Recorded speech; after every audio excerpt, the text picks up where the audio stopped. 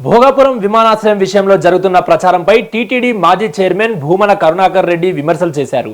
కొన్ని పత్రికలు భోగాపురం ఎయిర్పోర్ట్ను అతిగా ప్రచారం చేస్తున్నాయని ఆరోపించారు.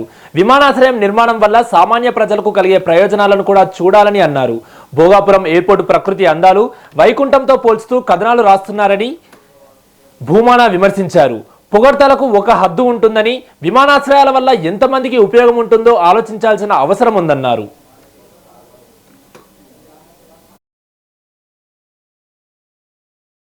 వారం రోజులుగా తెలుగుదేశం పార్టీ విషపు పుత్రికలు, పచ్చ పత్రికలు భోగాపురం విమానాశ్రయాన్ని గురించి రాస్తున్న రాతలు రాజు యొక్క బట్టతలను చూసి సూర్యుడి కంటే మెరిసిపోతున్నది అని ఎంతగా పొగిడేటువంటి మనుషులు ఆ రోజుల్లో ఉన్నారో వాళ్లే ఆశ్చర్యపోయే రీతిలో భోగాపురం విమానాశ్రయంలో అలా భోగాపురం వైకుంఠాన్నే తలపిస్తోందని, అక్కడ విమానాలు దిగేటప్పుడు సముద్రపు హోరు, జలపాతాల జోరు, అరకు అందాల హొయలు, నాగావళి వంశధార అందచందాలు, సింహాచలం అప్పన్న ఆశిష్యులు, అరసవెల్లి సూర్యుని యొక్క దీవెనలు ఇవన్నీ కూడా ఆస్వాదిస్తూ తీసుకుంటూ, అలాగే ఆ భోగాపురం నుంచి ఎగిరే విమానం మేఘాలను ముద్దాడుతూ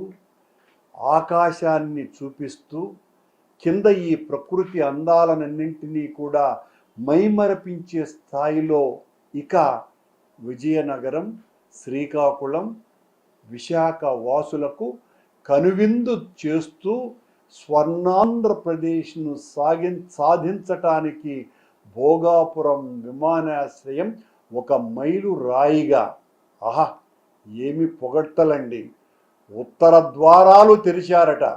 అంటే వెంకటేశ్వర స్వామికి, శ్రీ మహావిష్ణువుకు వైకుంఠ ఏకాదశి పర్వదినాన ఉత్తర ద్వారాలు ఏ రకంగా తెలుస్తారో ఆ రకంగా ఈ ఉత్తర ద్వారాలు తెరిచినట్టుగా ఈ పచ్చపత్రికలు రాస్తున్నటువంటి తీరు ఎంత దుర్మార్గంగా ఉంది అంటే, వీళ్ళు చెక్కితే విగ్రహం, జగన్మోహన్ రెడ్డి గారు చెక్కితే ఉత్త రాతి బొమ్మ, వీళ్ళు పొగిడితేనే అది వైకుంఠం.